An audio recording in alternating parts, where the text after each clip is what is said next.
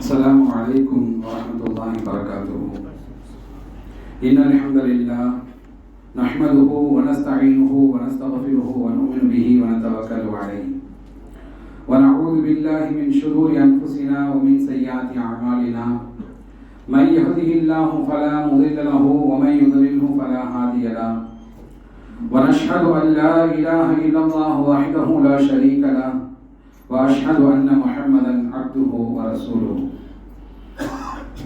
قال الله تعالى في القرآن المجيد: يا أيها الذين آمنوا اتقوا الله حق تقاته ولا تموتن إلا وأنتم مسلمون.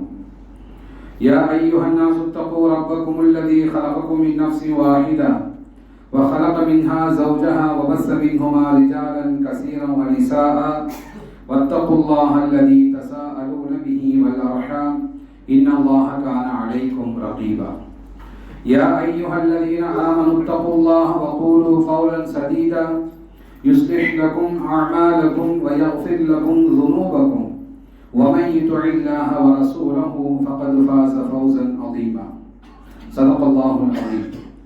قال النبي صلى الله عليه وسلم: إن أصدق الحديث كتاب الله وأحسن الهدي هدي محمد صلى الله عليه وسلم وشر الأمور محدثاتها وكل محدثة بدعة وكل بدعة ضلالة وكل ضلالة في النار أو كما قال.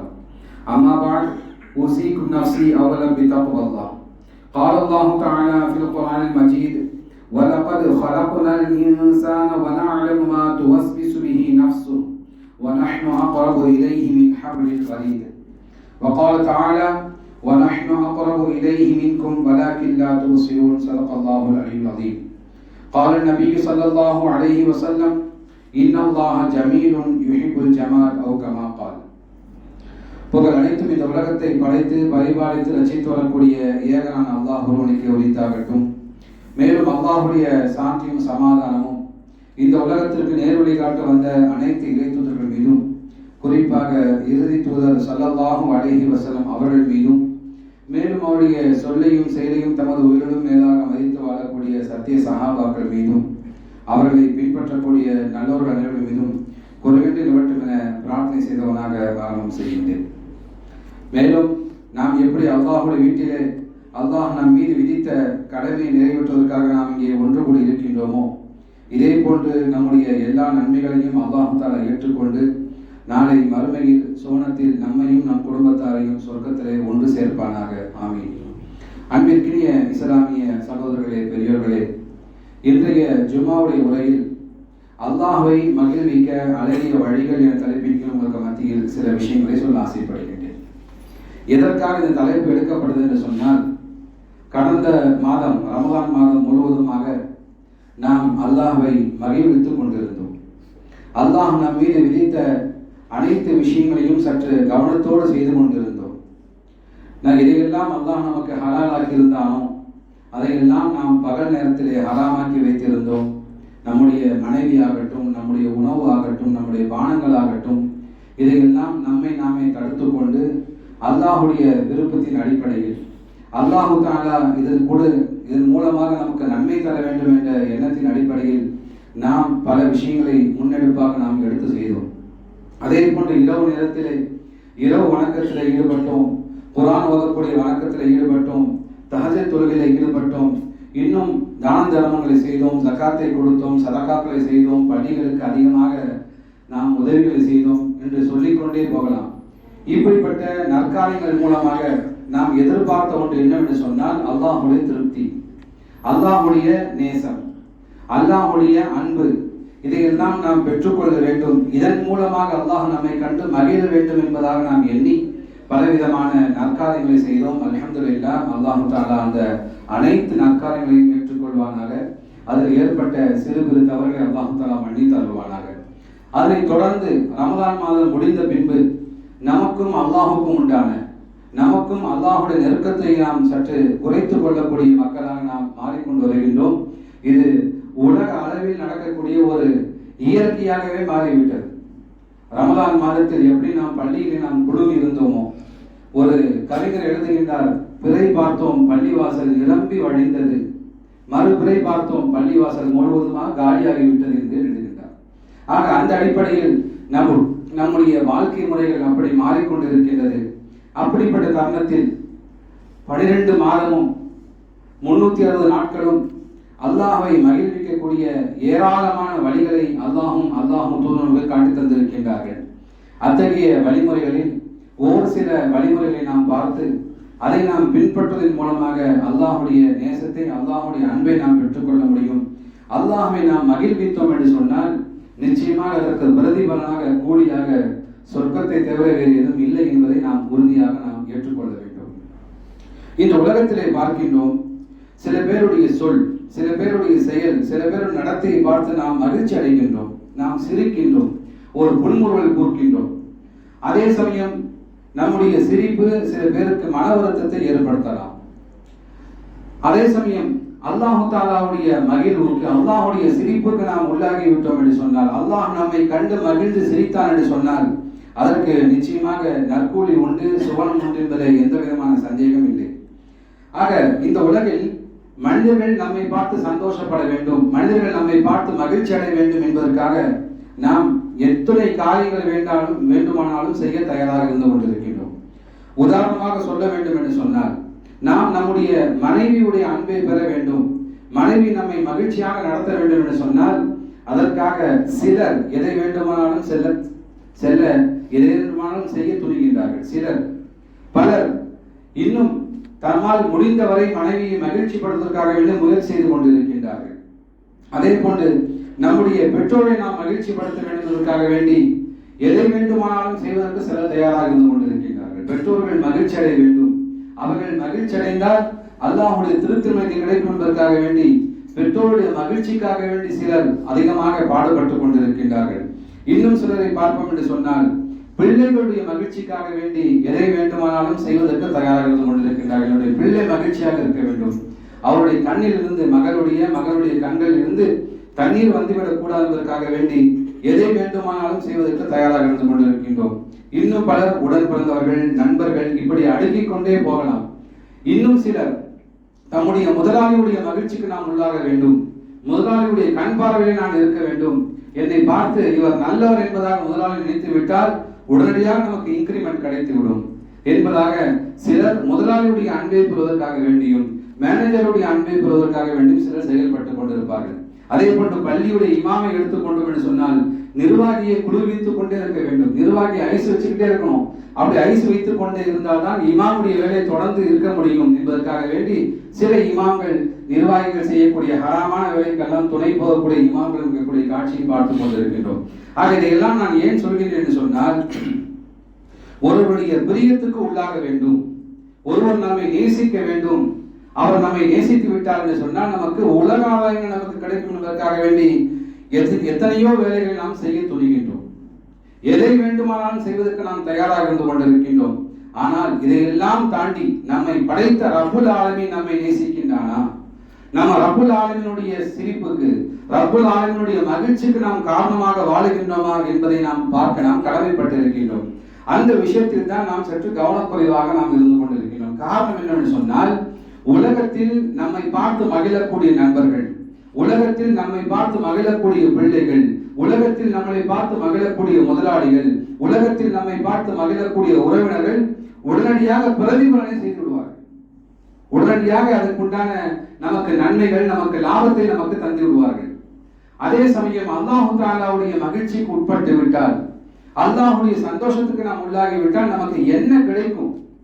என்ன கிடைக்கும்? ஒன்றுமே கிடைக்காது, உலகத்தில் ஒன்றுமே கிடைக்காது என்பதாக இறை நம்பிக்கையில் பலவீனமானவர்கள் எண்ணிக்கொண்டிருப்பார்கள். ஆனால் உண்மையில் யார் இறை நம்பிக்கையிலே முதிர்ச்சி அடைந்திருக்கின்றார்களோ அவர்கள் அல்லாஹ்வுடைய அன்புக்கு ஒரு செயல் நாம் செய்து விட்டோம் என்று சொன்னால், இதன் மூலமாக பலவிதமான துன்பங்களை உலகத்தில் அல்லாஹ் என்னை விட்டு காப்பாற்றுகின்றார். இதன் மூலமாக அல்லாஹ் தஆலா எனக்கு நான் அறியாத புறத்தில் நமக்கு உதவிகளை செய்கின்றான். நான் அல்லாஹ்வுடைய நேசத்துக்கு உள்ளாகிவிட்டால் என்னை அனைத்து மனிதர்களும் நேசிப்பார்கள். ஒருமுறை நபிகள் நாயகம் ஸல்லல்லாஹு அலைஹி வஸல்லம் சொன்னார்கள், புகாரியில் 3609 பதியப்பட்ட ஹதீஸ். நபிகள் நாயகம் சொன்னார்கள், அல்லாஹ் தஆலா ஒரு அடியானை நேசிக்கின்றான். நேசித்த உடனே வானவர் தலைவர் ஜிப்ரீல் அலைஹிஸ்ஸலாம் அவர்களை அழைக்கின்றான். ஜிப்ரீலே, இந்த மனிதரை நான் நேசிக்கின்றேன், ஆகவே நீரும் அவர்கள் மீது நேசம் கொள்ளுங்கள் என்பதாக அல்லாஹ் அல்லாஹு தாலா ஜிப்ரீலை பார்த்து சொல்கின்றான். உடனே ஜிப்ரீல் இஸ்லாம் என்ன செய்கிறார் என்று சொன்னால் அந்த மனிதன் மீது நேசம் கொள்கின்றார். நேசம் கொண்ட பிறகு வானத்தில் உள்ள எல்லா மலக்குமாரையும் அழைத்து சொல்கின்றார், உலகத்தில் இருக்கக்கூடிய இந்த மனிதரை அல்லாஹ் நேசித்து விட்டான், என்னை நேசிக்க சொன்னான், நானும் நேசித்து விட்டேன், எனவே நீங்களும் நேசியுங்கள் என்பதாக அந்த ஜிப்ரீல் இஸ்லாம் அந்த மலக்குமாரை பார்த்து சொல்கின்றார். உடனே அனைத்து மலக்குமார்களும் அந்த மனிதரை நேசிக்கின்றார்கள். பின்பு ஜிப்ரீல் இஸ்லாம் உலகத்திலே வந்து சொல்கின்றார், இந்த மனிதரை அல்லாஹ் நேசிக்கின்றான், இந்த மனிதரை நான் நேசிக்கின்றேன், இந்த மனிதரை வானத்தில் அனைவரும் நேசிக்கின்றார்கள், எனவே மனிதர்களே நீங்களும் அவர்களுக்கு நேசியுங்கள், அவர்கள் மீது நேசம் கொள்ளுங்கள் என்பதாக ஜிப்ரீல் இஸ்லாம் அவர்கள் சொல்லுகின்றார்கள்.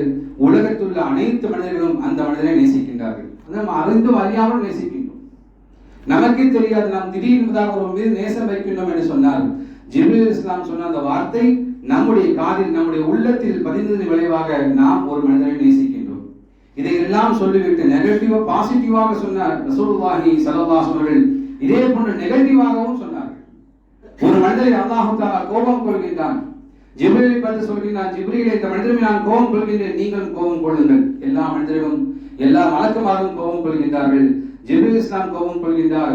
உடனே அவர் உலகத்திலே சொல்கின்றார், நான் இந்த மனிதன் மீது கோபம் கொள்கின்றேன், அல்லாஹும் கோபம் கொள்கின்றான், நீங்களும் கோபம் கொள்ளுங்கள். உலகத்தில் உள்ள அனைத்து மக்களும் அவர் மீது கோபம் கொள்கின்றார் என்பதாக ரசூலுல்லாஹி ஸல்லல்லாஹு அலைஹி வஸல்லம் சொல்லி தந்தார்கள். ஆக அந்த அடிப்படையில் அல்லாஹ்வுடைய நேசத்தை நாம் பெற்று விட்டோம் என்று சொன்னால் மலக்குமாவுடைய நேசம் நமக்கு கிடைக்கின்றது. அல்லாஹ்வுடைய மகிழ்ச்சிக்கு நாம் உள்ளாகி விட்டோம் என்று சொன்னால் மலக்குமாவுடைய மகிழ்ச்சிக்கு நாம் உள்ளாகின்றோம். இதையெல்லாம் தாண்டி உலகத்தில் உள்ள ஒவ்வொரு மனிதனும் நம்மை நேசிப்பார், உலகத்தில் உள்ள ஒவ்வொரு ஜீவராசியும் நம்மை நேசிக்கும். அந்த அளவுக்கு அல்லாஹ் தஆலா ஏற்பாடுகளை செய்து தருகின்றார் என்பதாக நபிகள் நாயகம் ஸல்லல்லாஹு அலைஹி வஸல்லம் சொன்ன இந்த ஹதீஸில் நம்மால் விளங்கிக் கொள்ள முடிகின்றது.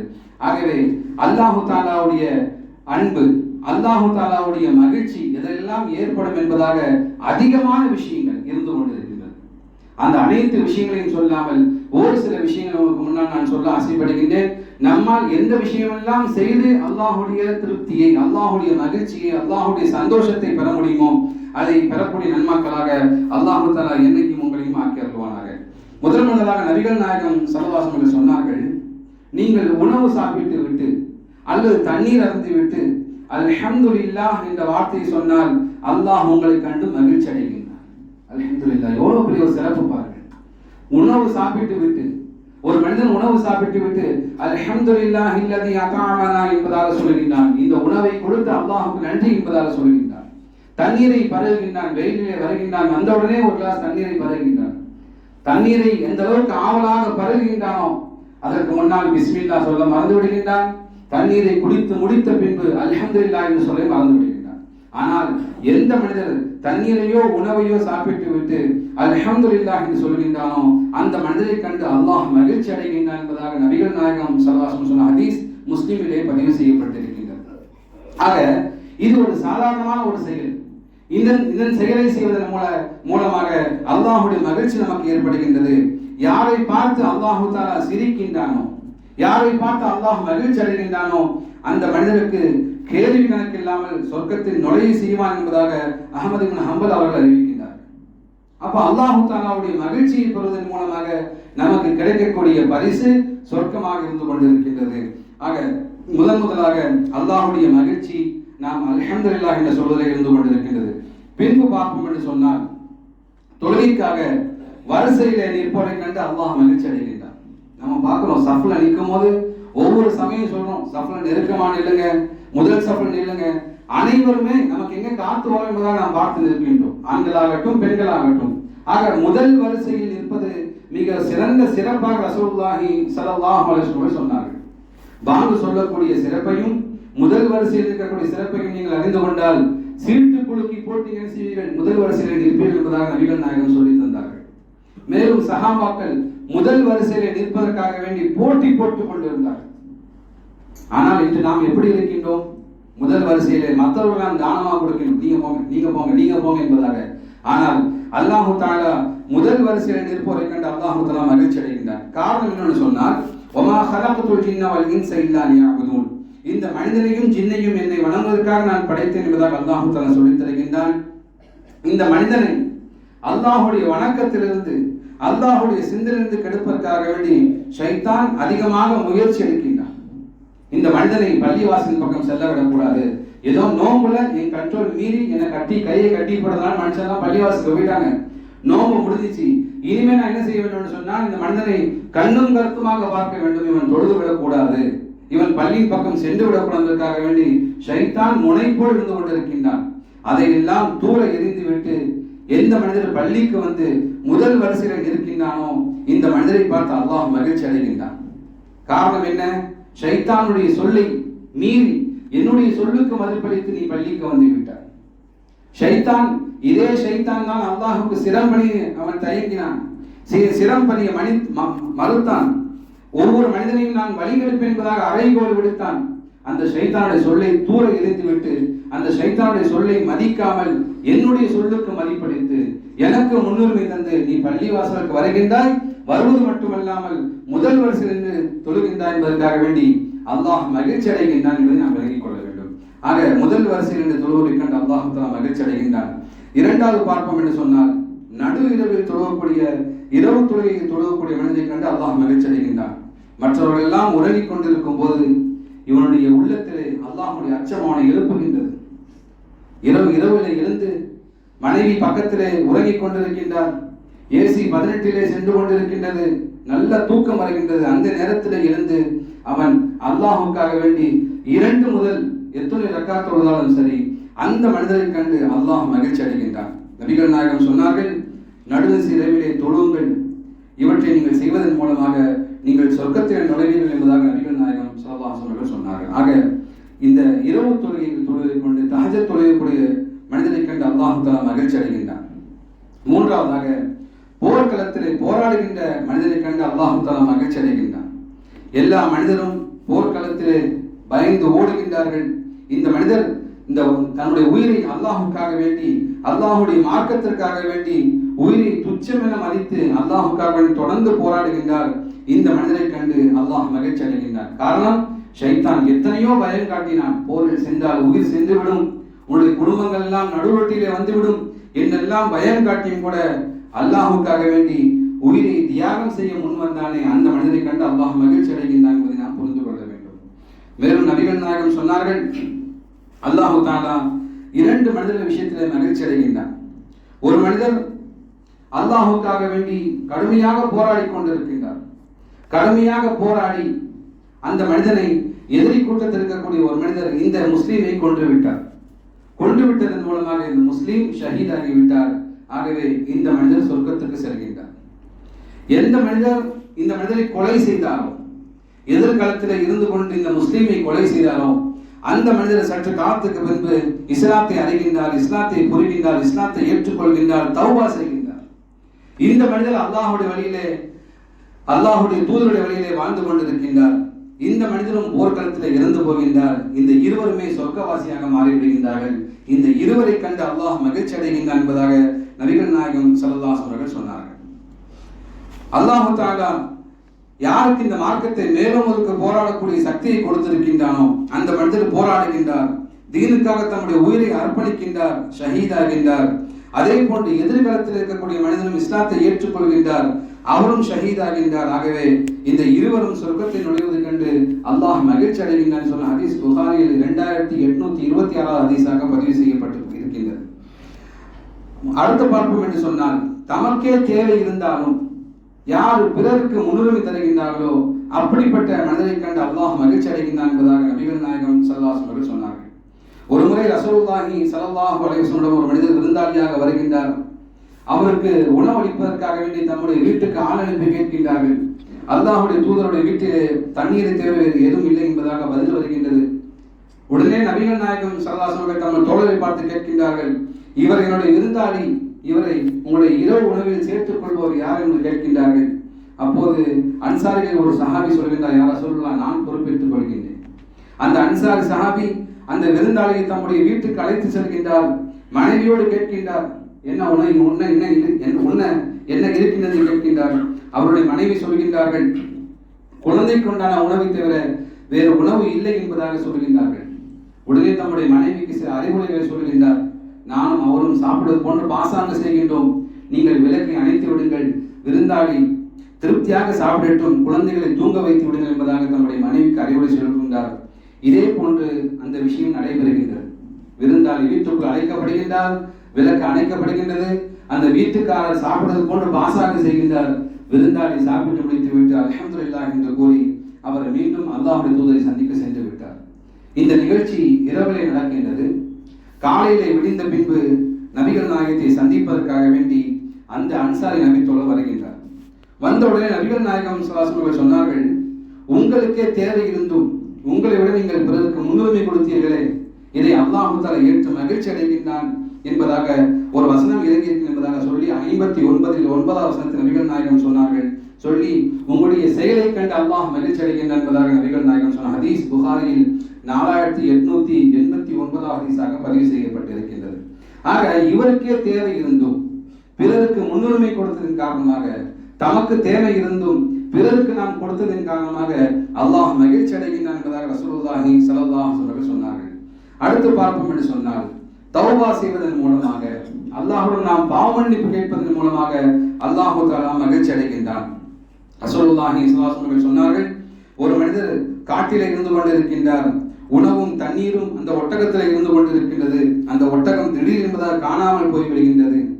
உடனே இந்த மனிதர் அந்த ஒட்டகத்தை தேடி களைத்து போய் இறுதியிலே மீண்டும் அவர் உறங்கி விடுகின்றார். உறங்கிவிட்டு முழித்து பார்க்கும்போது கண்ணுக்கு முன்னால் அந்த ஒட்டகம் இருக்கின்றது. அந்த ஒட்டகத்தை பார்த்தவுடன் இவர் மகிழ்ச்சி அடைகின்றார், அதிகமான மகிழ்ச்சி அடைகின்றார். இதைவிட அல்லாஹ் தஆலா அதிகமாக மகிழ்ச்சி அடைகின்றார் என்பதாக நபிகள் நாயகம் இந்த வரலாற்றை சொல்லிவிட்டு சொன்னார்கள், யார் அல்லாஹ்வுடன் தௌபா கேட்கின்றார்களோ, யார் பாவ மன்னிப்பு கேட்கின்றார்களோ அவளை கண்டு அல்லாஹ் மகிழ்ச்சி அடைகின்றான் என்பதாக ரசூலுல்லாஹி ஸல்லல்லாஹு அலைஹி வஸல்லம் சொன்ன ஹதீஸ் புகாரியில் 5301 ஹதீஸாக பதிவு செய்யப்பட்டிருக்கின்றது. ஆக இதையெல்லாம் அல்லாஹ்வுடைய மகிழ்ச்சியை தரக்கூடிய ஒரு செயலாக இருந்து கொண்டிருக்கின்றது. மேலும் ரசூலுல்லாஹி ஸல்லல்லாஹு அலைஹி வஸல்லம் சொன்னார்கள், ஒரு முறை ஒரு கிராமவாசி நபிகள் நாயகம் ஸல்லல்லாஹு அலைஹி வஸல்லம் சந்திக்க வந்திருக்கின்றார்கள். அப்போது ரசூலுல்லாஹி ஸல்லல்லாஹு அலைஹி வஸல்லம் ஒரு சம்பவத்தை சொல்கின்றார்கள். சொர்க்கவாசிகள் ஒருவர், நாளைக்கு மறுமை நாளில் சொர்க்கத்துக்கு சென்ற சொர்க்கவாசிகள் ஒருவர் அல்லாஹ்வுடன் சொர்க்கத்திலே விவசாயம் செய்வதற்காக வேண்டிய அனுமதி கேட்கின்றார். அப்போது அல்லாஹ் கேட்கின்றான், உலகத்திலே நீ இன்பகரமான நிலையில் இருக்கவில்லையா, நீ சந்தோஷமாக வாழவில்லையா என்று கேட்கின்றான். உடனே அவர் சொன்னார், ஆம் யா அல்லாஹ், உலகத்தில் நான் சந்தோஷமாக வாழ்ந்தேன், உனக்கு கட்டுப்பட்டு வாழ்ந்தேன், அதைவிட அதிக சந்தோஷமாக மகிழ்ச்சியாக நான் இங்கே இருந்து கொண்டிருக்கின்றேன். நீ விரும்பிய நிலையில் நான் இங்கே வாழ்ந்து கொண்டிருக்கின்றேன். ஆனால் எனக்கு ஒரு ஆசை இருக்கின்றது, இங்கே நான் விவசாயம் செய்வதற்கு நான் ஆசைப்படுகின்றேன் என்பதாக அல்லாஹ்விடத்தில் அனுமதி கேட்கின்றார். உடனே அல்லாஹ் தஆலா அந்த விவசாயிக்கு அனுமதி அளிக்கின்றான். அந்த விவசாயி அந்த சொர்க்கத்திலே இருக்கக்கூடிய வயலிலே விதையை தூவி விடுகின்றார். கண் இமைத்து முழிக்கும்க்குள் அந்த பயிர் வளர்ந்து முதிர்ந்து அது அறுவடைக்கு தயாராகி மலை போன்று தானியங்கள் குவிந்து விடுகின்றன.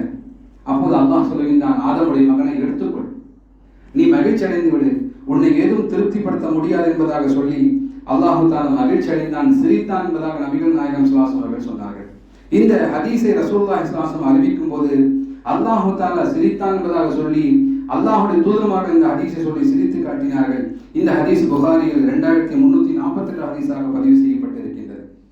அதே சமயம் மேலும் நபிகள் நாயகம் சொன்னார்கள், நம்முடைய பாவத்தை அல்லாஹ்வை தவிர வேறு யாரும் மன்னிக்க முடியாது என்பதாக யார் விளங்கி வைத்திருக்கின்றார்களோ அப்படிப்பட்ட மனிதனை கண்டு அல்லாஹ் மகிழ்ச்சி அடைகின்றார்.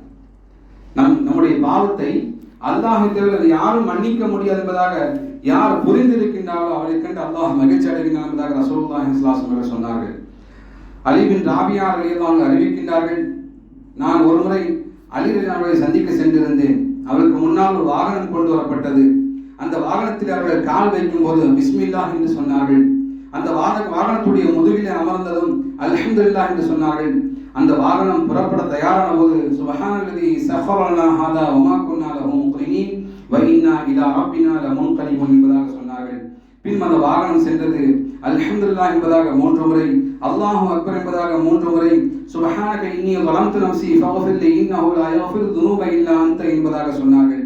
இதையெல்லாம் சொல்லிவிட்ட பின்பு அலி அவர்கள் சிரித்தார்கள். இதை பார்த்த பின் அலி பின் ராபியா அவர்கள் கேட்கின்றார்கள், அலி அவர்களே, நீங்கள் இந்த துஆவை எல்லாம் ஓதினீர்கள், பின்பு ஏன் நீங்கள் சிரித்தீர்கள் என்று கேட்டார்கள். உடனே அலி அவர்கள் சொன்னார்கள், அல்லாஹ்வுடைய தூதர் ஸல்லல்லாஹு அலைஹி வஸல்லம் இதே போன்றுதான் செய்தார்கள். நாங்கள் கேட்டோம், யா ரசூலுல்லாஹ், நீங்கள் சிரிப்பதற்குண்டான காரணம் என்ன என்று கேட்டோம். உடனே நபிகள் நாயகம் சொன்னார்கள், அல்லாஹு தாலா தன்னுடைய பாவங்களை மன்னித்து விடு என்று சொல்வதாலும், பாவங்களை அவனை தவிர யாரும் மன்னிக்க முடியாது என்பதாக ஒரு அடியான் விளங்கி உள்ளதாலும், அந்த அடியான் அல்லாஹின் பக்கம் திரும்புவதைக் கண்டு அல்லாஹு தாலா அவனை பார்த்து சிரிக்கின்றான் என்பதாக ரசூலுல்லாஹி ஸல்லல்லாஹு அலைஹி வஸல்லம் சொல்லிவிட்டு சிரித்து காட்டினார் என்பதாக அலி ரலியல்லாஹு சொன்ன ஹதீஸ் அபூதாவூதிலே 2602 ஹதீஸாக பதிவு செய்யப்பட்டிருக்கின்றது. ஆக நாம் வாகனத்திலே செல்லும் போது இப்படிப்பட்ட பிரார்த்தனை செய்வதன் மூலமாக, இப்படிப்பட்ட துஆக்களை ஓதுவதன் மூலமாக அல்லாஹ்வை தவிர நம்முடைய பாவங்களை மன்னிக்கக்கூடிய யாரும் இல்லை என்பதாக உறுதியாக நம்பி அவனிடம் தௌபா செய்வதன் மூலமாக நாம் அல்லாஹ்வுடைய மகிழ்ச்சி உள்ளாகின்றோம் என்பதை நாம் புரிந்து கொள்ள வேண்டும். மேலும் ரசூலுல்லாஹி ஸல்லல்லாஹு அலைஹி வஸல்லம் மனிதனுடைய பேராசையை சுட்டிக்காட்டி அல்லாஹ் சிரித்தான் என்பதாக ஒரு நீண்ட வரலாற்று சம்பவத்தை ரசூலுல்லாஹி ஸல்லல்லாஹு அலைஹி வஸல்லம் சொன்ன ஹதீஸ் முஸ்லிமில் 310 ஹதீஸாக பதிவு செய்யப்பட்டிருக்கின்றது. ஆக அந்த ஹதீஸை நாம் பார்ப்போம் என்று சொன்னால், ஒருமுறை ரசூலுல்லாஹி ஸல்லல்லாஹு அலைஹி வஸல்லம் அவர்கள் சொன்னார்கள், ஒரு மனிதர் நரகத்திலிருந்து விடுதலை பெறுகின்றார். சொர்க்கத்தில் நுழையக்கூடிய சில மனிதர்கள் வந்து கொண்டிருக்கின்றார்கள். அந்த மனிதனுடைய கூட்டத்திலே இந்த மனிதனும் தவழ்ந்து வருகின்றார். தவழ்ந்து வரும்போது சில சமயம் நரகத்துடைய நெருப்பு அவருடைய முகத்தை கரித்து விடக்கூடிய அளவுக்கு கிட்டே வந்து போகின்றது. இதை பார்த்ததும் அவர் மீண்டும் திரும்பி அல்லாஹ்விடம் பிரார்த்தனை செய்கின்றார், இறைவா இந்த நரகத்தை காப்பாற்று என்பதாக பிரார்த்தனை செய்கின்றார். உடனே அல்லாஹ் தஆலா ஒரு மரத்தை காட்டி இந்த மரத்தோட நிழலில் இருந்து கொள் என்பதாக அந்த மனிதனுக்கு சொல்கின்றார். உடனே இந்த மனிதர் அந்த அல்லாஹ்வுக்கு நன்றி செலுத்திவிட்டு அந்த மரத்துடைய நிழலில் இருந்து கொண்டிருக்கின்றார். அருகிலே செல்லக்கூடிய தண்ணீரை பருகிக் கொண்டிருக்கின்றார். அந்த மனிதனை பார்த்து அல்லாஹ் கேட்கின்றான், மனிதா உனக்கு வழங்கியவற்றில் இன்னும் உனக்கு ஏதாவது வேண்டும் என்றால் கேள் என்பதாக கேட்கின்றான்.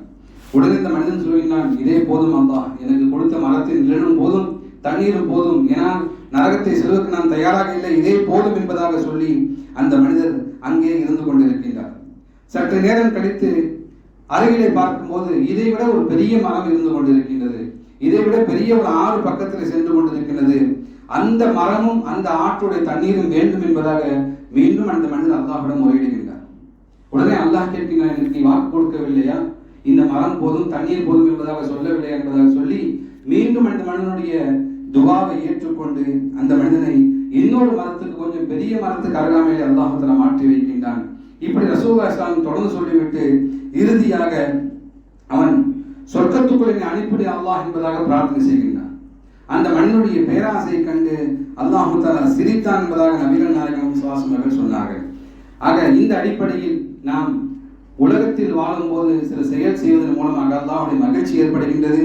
உலகத்திலே பார்ப்போம் என்று சொன்னால் அல்லாஹ்வுக்கு நன்றி செலுத்துவதன் மூலமாக அல்லாஹ்வுக்கு மகிழ்ச்சி ஏற்படுகின்றது. இரண்டாவதாக தொழுகையிலே வரிசையில் நிற்பதன் மூலமாக அல்லாஹ்வுடைய மகிழ்ச்சி ஏற்படுகின்றது. மூன்றாவதாக நடு இரவிலே எழுந்து தொழுகின்ற மனிதனை பார்த்து அல்லாஹ் மகிழ்ச்சி அடைகின்றான். 4 போர்க்களத்திலே அஞ்சாமல் போராடுகின்ற மனிதனை பார்த்து அல்லாஹ் மகிழ்ச்சி அடைகின்றான். 5ஆவதாக இஸ்லாம் மேலோங்க வேண்டுவதற்காக வேண்டி யார் போராடி ஷஹீதாகின்றார்களோ அவருக்கு எதிராக போராடி அவரும் இஸ்லாத்தை ஏற்று ஷஹீதாகும் போது அவரை கண்டும் அல்லாஹ் மகிழ்ச்சி அடைகின்றான். 7ஆவதாக தமக்கே தேவை இருந்தும் யாருக்கு பிறருக்கு முன்னுரிமை தருகின்றார்களோ அவரை கண்டு அல்லாஹ் மகிழ்ச்சி அடைகின்றான். 8ஆவதாக யார் தௌபா செய்கின்றார்களோ, பாவ மன்னிப்பு கோருகின்றார்களோ அப்படிப்பட்ட மனிதரை பார்த்து அல்லாஹ் மகிழ்ச்சி அடைகின்றான். 9ஆவதாக தன் பாவங்களை அல்லாஹ்வை தவிர யாரும் மன்னிக்க முடியாது என்பதாக யார் விளங்கி இருக்கின்றார்களோ அப்படிப்பட்ட மனிதரை பார்த்து அல்லாஹ் மகிழ்ச்சி அடைகின்றான். மறுமையிலே பார்ப்போம் என்று சொன்னால் சொர்க்கத்திலே விவசாயம் செய்யக்கூடிய மனிதனை பார்த்து அல்லாஹ் மகிழ்ச்சி அடைகின்றான். 2ஆவதாக மனிதனுடைய பேராசையை சுட்டிக்காட்டி அல்லாஹ் தஆலா மகிழ்ச்சி அடைகின்றான் என்பதாக நபிகள் நாயகம் நமக்கு சொல்லித் தந்தார்கள். ஆக அந்த அடிப்படையில் நாம் உலகத்திலே வாழும்போது அல்லாஹ்வுடைய மகிழ்ச்சியை தரக்கூடிய செயல் ஏராளமான செயல் இருந்து கொண்டிருக்கின்றது. அப்படிப்பட்ட செயல்களை நாம் செய்து அல்லாஹ்வுடைய மகிழ்ச்சியை, அல்லாஹ்வுடைய அன்பையும் பெறக்கூடிய நன்மக்களாக அல்லாஹ் தஆலா என்னையும் உங்களையும் ஆக்கி அருள்வானாக. அல்லாஹ்வுடைய மகிழ்ச்சியை பெற்று ஜன்னத்துல் ஃபிர்தௌஸ் என்று சொல்லக்கூடிய சொர்க்கத்திலே நம்மையும் நம் குடும்பத்தாரையும் சேர்த்து அருள்வானாக. நம்முடைய பாவங்களை அல்லாஹ் தஆலா மன்னித்து அருள்வானாக. மேலும் அல்லாஹ்வுடைய திருப்திக்குட்பட்ட வாழ்க்கை முறை வாழக்கூடிய நன்மக்களாக என்னையும் உங்களையும் நம் குடும்பத்தாரையும் அல்லாஹ் தஆலா ஆக்கி அருள்வானாக. பாரக்கல்லாஹ்.